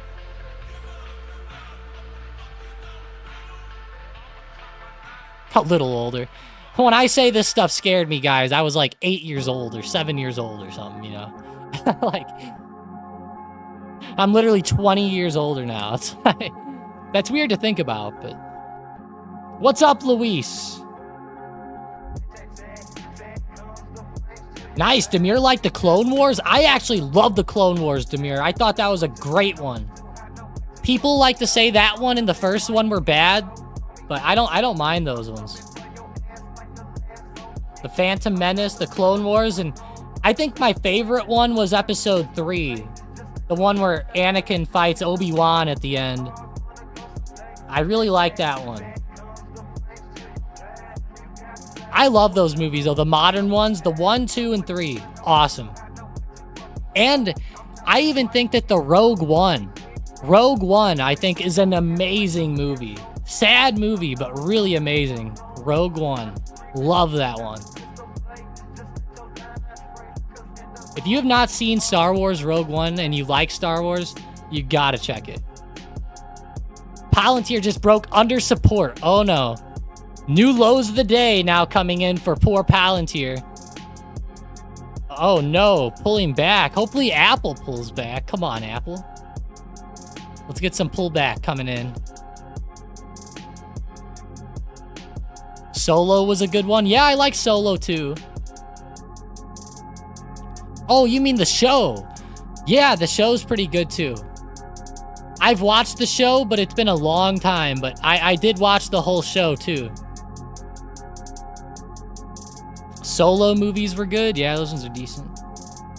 How's DraftKings today? Not too good. How'd you guys like the playoff baseball games last night? I've been loving the MLB playoffs. Let's go. Baseball. Fuck yeah. Loving the baseball games. Great stuff. Yeah, we saw some good games over the weekend. The Mets beat the Phillies in game 1. Then the Phillies beat the Mets in game 2. Walked it off. I thought that was cool. The Yankees are beating the Royals. We'll see how they play tonight. The Tigers play the Guardians at 3 p.m. So, yeah, looking fun here. Looking fun. The Padres and the Dodgers. That's a fun series. That's a good series. Going to be watching that one a lot. That's going to be my main series I watch. I love both teams, the Dodgers and the Padres. I'm rooting for the Padres to win the whole thing. So, Padres, you're my World Series team. I got you. I think the Padres are going to win. I hope that they knock off the expensive Dodgers. I really do. I hope that they knock them off, and then the Dodgers can go sulk in their wasted money once again.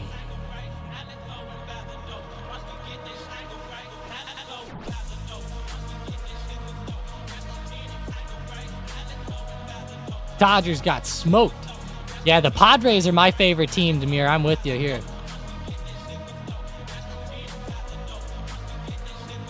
James said SpongeBob SquarePants. What?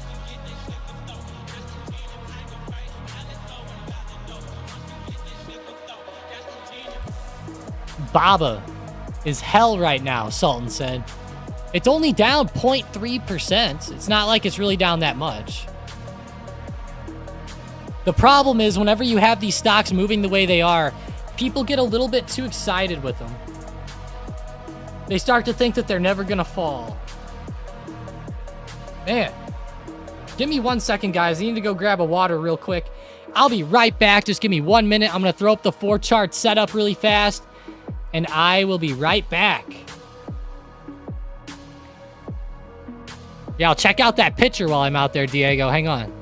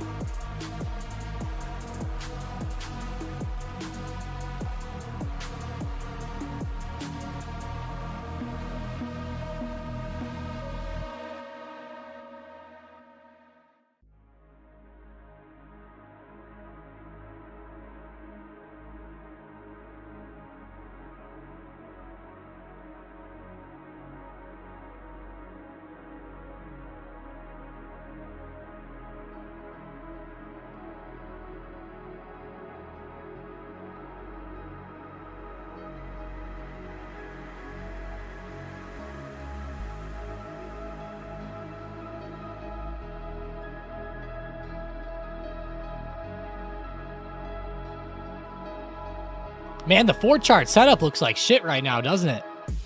I am back. Yeah, the next pitcher for the Padres is actually Michael King. I thought it might have been him next, but yeah, it's going to be Michael King versus Walker Buehler. So Michael King, in his last playoff game, he pitched 7 innings. He had 12 strikeouts and let up 5 hits. If he can keep up doing that good, they should be pretty fire.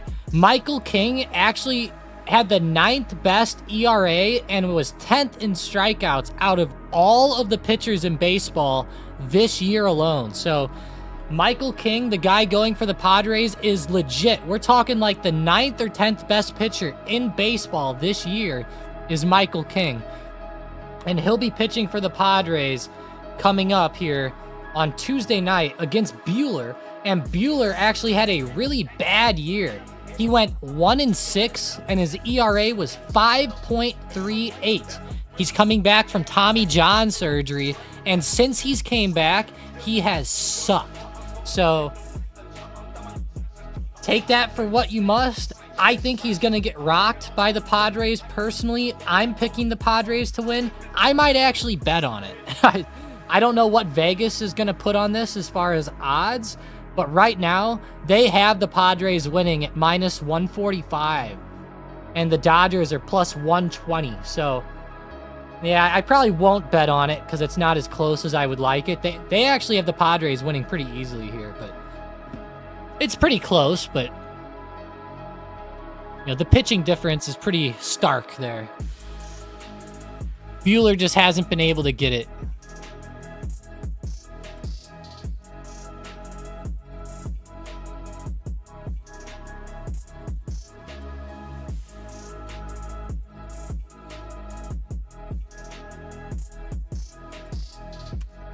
Let's go look at SMCI really quick. It's getting pretty high intraday, running up into recent resistance.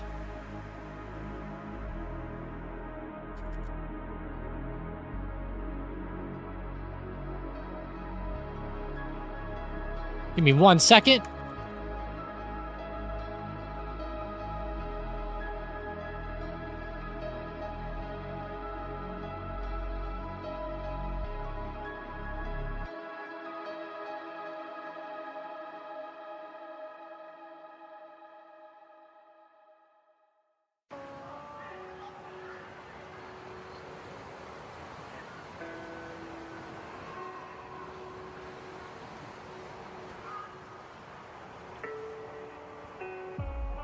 Looking at SMCI, let's see some resistance here. Big resistance around, I'd say 48 to 50.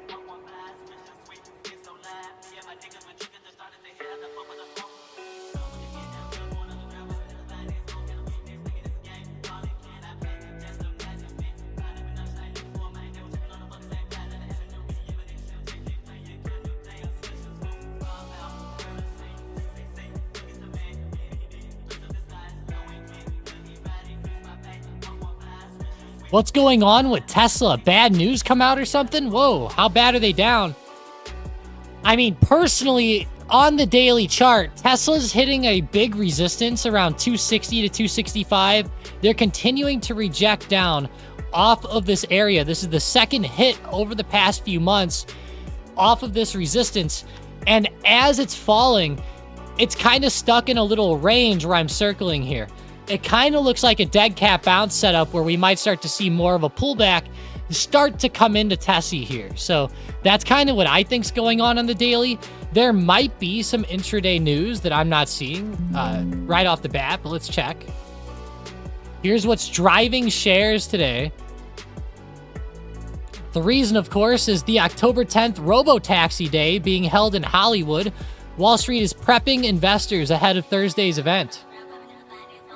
Shares of Tesla were down. Early trading this week should be like the calm before the Thursday storm. At the event, Tesla is expected to, at minimum, unveil a physical robotaxi and discuss the state of its self-driving technology. The devil is in the details. There remains significant uncertainty about what exactly Tesla will unveil. He's expecting some demo rides. That'd be pretty cool. Just remember, these events, I have no opinion on an event like this. It's like flipping a coin. People are always like, should I buy Tesla up into the event? Should I short it into the event? Should I hold calls through the event? I'm like, hey, it's a big event. We don't know how it's going to go. Sometimes Tesla's events are great and the stocks do amazing. Other times, like their battery day event a couple years ago, the stock gets destroyed because it doesn't wow people. You know, so I'm kind of mixed on this. I think that there's still a little bit ways away on this. Obviously, you know, they're going to be unveiling it We'll see maybe what they talk about on like a time frame maybe for it. But it's definitely going to be an interesting event on October 10th. So we're talking Thursday. We'll be talking about that a lot more as the week progresses, of course. But that's definitely an interesting thing to look for this week. I think that's the main news today.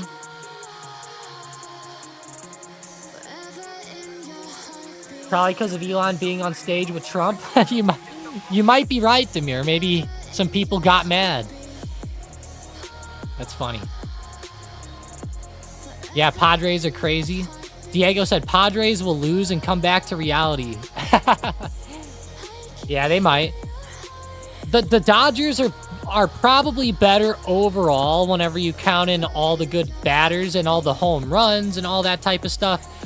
But the Padres are the best hitting team. The Padres have more hits than any team in baseball this year, actually, which is kind of insane to say. I actually didn't... Me and my dad were looking all these stats up last night, so that's why I know all of them. But the Padres actually have more hits than anybody else in baseball. Pretty wild.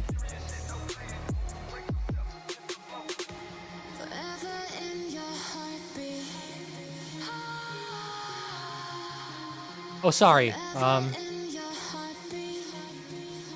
Wait, hang on. Yeah, I want to see the 2024 season. Now it's showing me the freaking playoff numbers. Come on.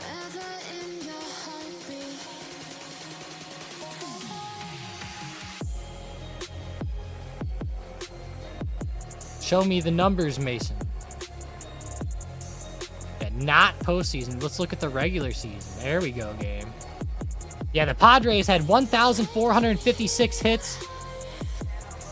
So they had 20 more hits than the Dodgers. But the Dodgers had, let's see, 30. They had 43 more home runs, though, so they more than made up for it. QQQ. Resistance, 486.50, still just bouncing around here. We're not seeing any great movement this morning off of these larger levels. But how about the second cause of tension Dr. Laird mentioned? The fear of falling. This fear, like the fear of noise, is inborn. Well, here's the sleep shop's answer. Suppose we just look into things a little further and see what architects and engineers are doing to help us get rid of tension. Even the expectation of noise is sufficient to build up... There's some shit going down in Israel. Just saw on Twitter that there was a huge rocket attack plus ballistic missiles lobbed at them by Yemen. Uh-oh. Uh-oh, we're gonna have to keep things on the radar here.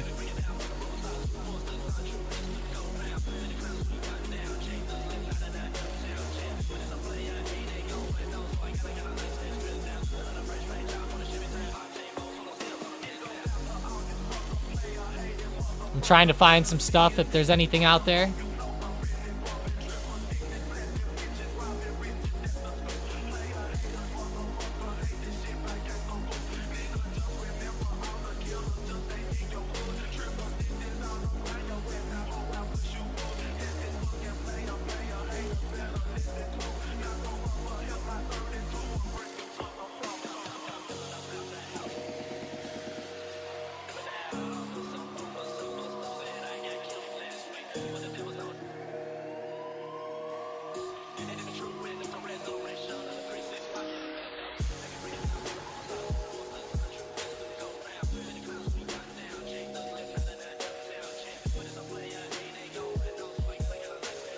Yeah, I'm trying to find some stuff out there. Not finding too much right now.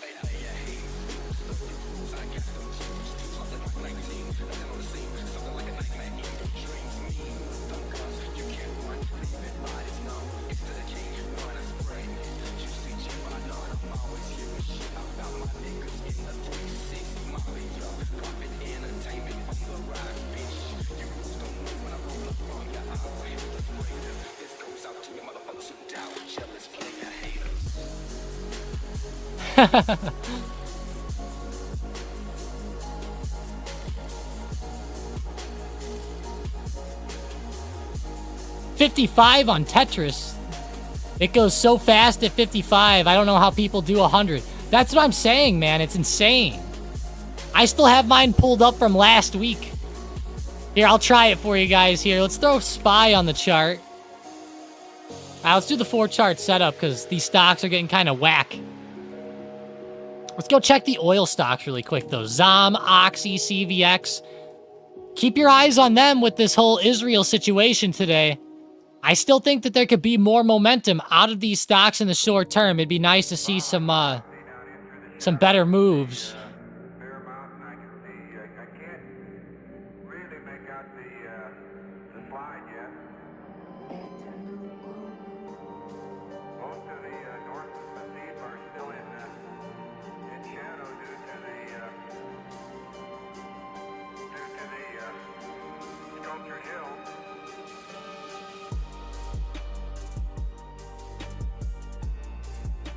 I see something that said that overnight Israeli airstrikes kept pounding Lebanon and Beirut.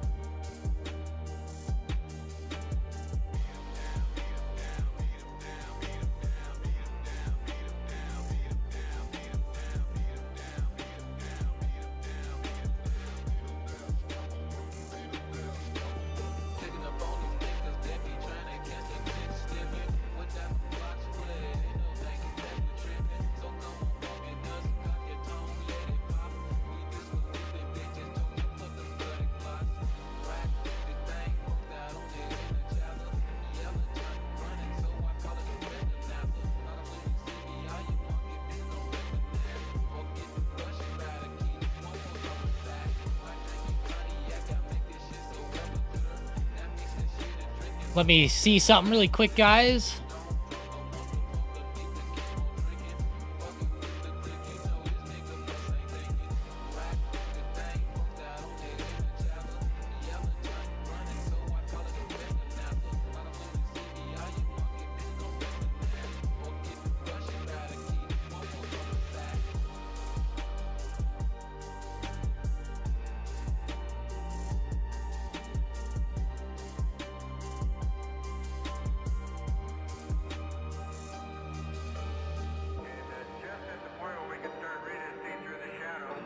$55. I can't believe Mason just hit 55 on this game here. Tetris.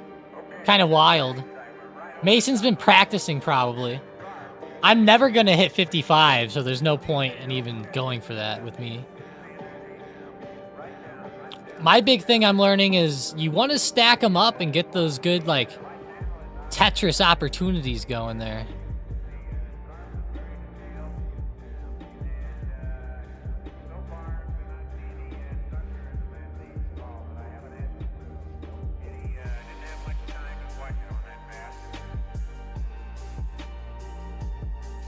Like right now, I'm set up pretty good for a good stack. You know, if I could get like a 4 stacked up in a row here, this would be pretty cool.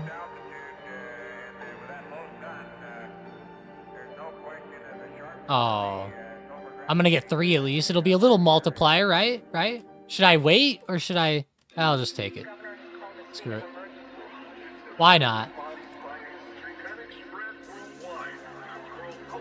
Oh, it's starting to go quick already, Mason. Whoa.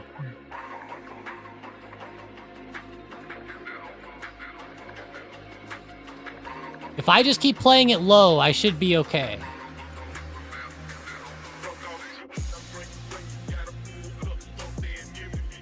I just gotta quit trying to get fancy with it, is all it is.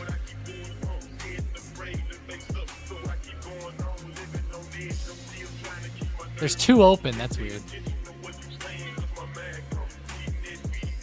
Oh, I messed up because I was looking at... I was trying to fix that. It's alright. Didn't hurt us that time, luckily.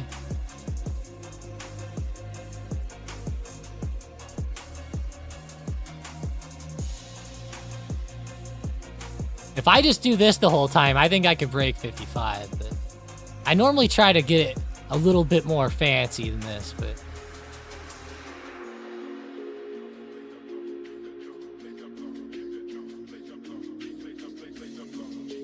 Like right now, I'm gonna try to get this one kind of fancy. We'll see. See how it goes.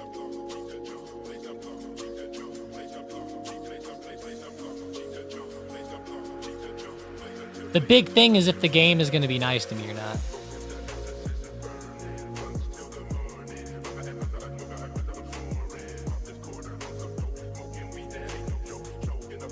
It's not. It's not gonna be nice.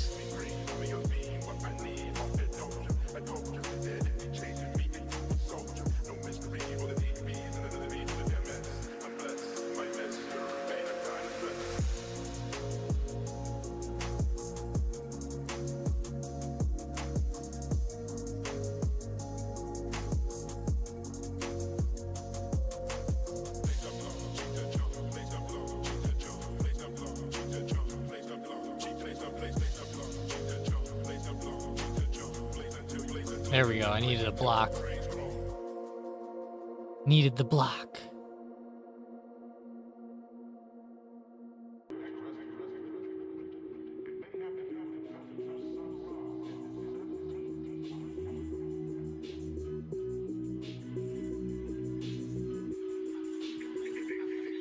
It's starting to go pretty quick now.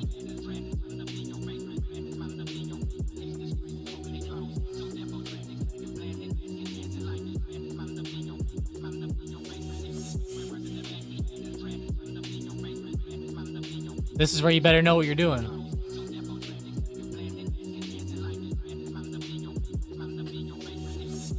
$31. We're gonna break our record. If I play it safe. If I play it safe, we're gonna beat it. You just gotta be patient. Patience, Padawan. He's playing two at once. That was pretty funny. Damn.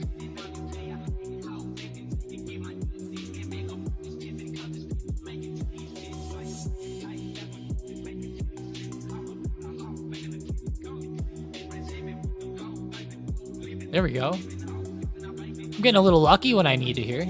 It's a good plus.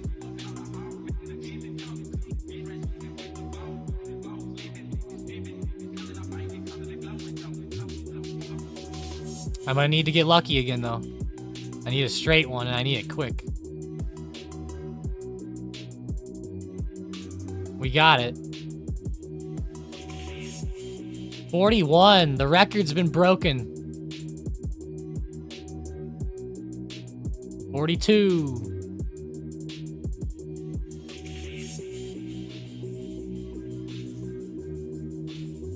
$43. Oh no! Tom made a mistake. Oh no! Tom. I guess it got too quick. Alright, we fixed it a little bit at least.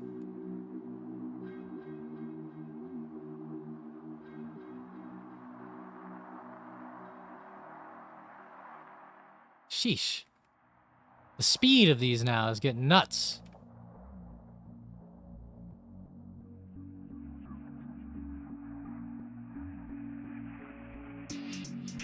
Oh, man.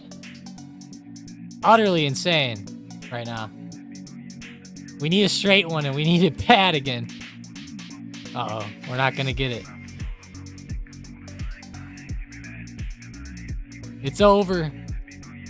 I tried. 47. Damn. I tried that time keeping it safe. Made a mistake in the middle there, but I got close this time, Mason. I got close. That's a good one by me. That's the new high score. We'll take it.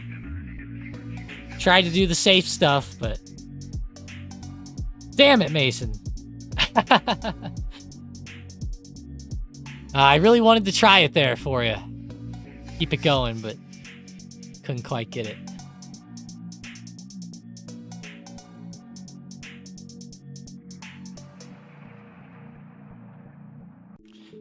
That's a new high score for you. The last was 32. Yeah, that is a new one. Let's go. That's a good plus for me today. That's a good thing to see. Hell, if Apples turns over now, it'll be the best day ever for me. Let's see what the high scores are. Let's see. Best scores. Yeah, 47. That was my new score. Nice.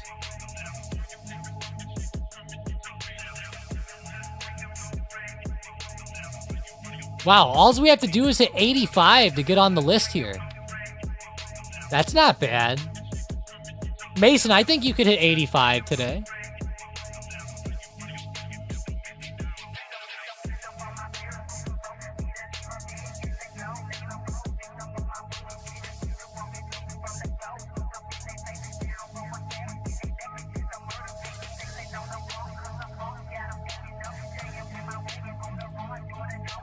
Hang on 1 second.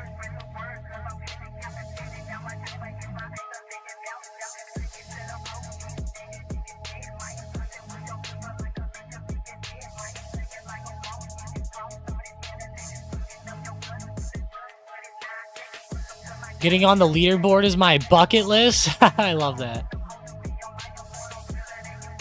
All right, guys, I think I'm out of here. Sometimes is a good trade is no trade. That is right. Yeah, I think I can do some armor tonight, Demure. I'll be going to the gym for sure tonight, but I think we'll have some armor for sure. We could probably get that going.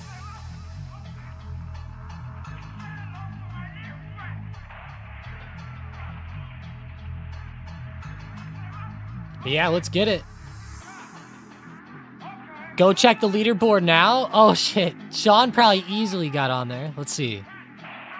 It's going to say Nug on there.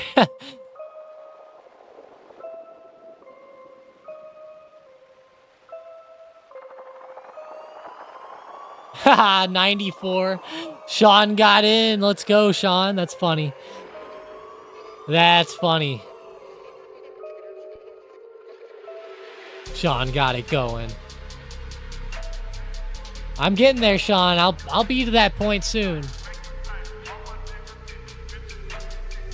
All right, guys, we'll probably call the stream there. I appreciate you all joining up for this morning. It's a pretty nice morning. I will say the market has been pretty slow, but there's been a couple stocks that have stolen the show today, like SMCI, looking at the watch list, DJT, HIMS. Crude oil is still moving. I wish that the oil stocks themselves, like ZOM and Oxy, would get going a bit more. Keep them on the radar for maybe a good afternoon type of run here today. But, you know, pretty good movement out of a few sectors. AAL looks pretty decent right now. Like they're holding around the high of day. Delta looks decent. If you're looking for some stocks to watch for like the next hour or so, the airlines, the cruise lines aren't bad. Boeing's been moving up pretty well off of support over the past couple days. Maybe keep watching them to the upside as they dip here, but have a great rest of the day. I appreciate you. Thank you to everybody, even the lurkers out there, of course. Let's go. All right. But sounds great. Have a fantastic rest of your Monday, and hey, let's kick this week off right.